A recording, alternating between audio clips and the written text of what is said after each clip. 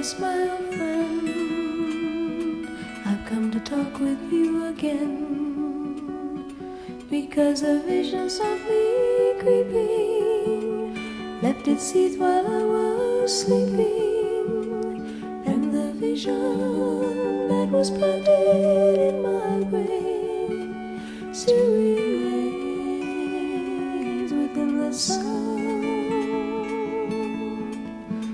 of silence. In restless dreams I walked alone, narrow streets of cobblestone, neath the halo of a street lamp.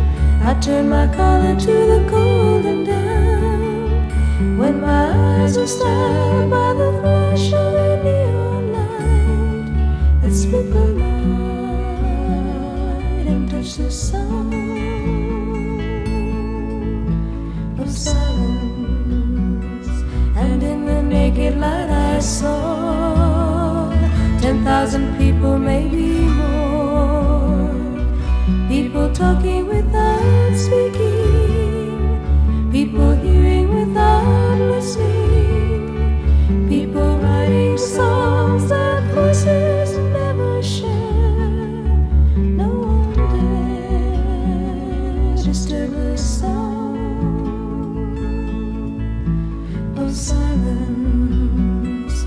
Fool, said I, you do not know, silence like a cancer grows. Hear my words that I might teach you, take my arms that I might reach you, but my words like silent raindrops fell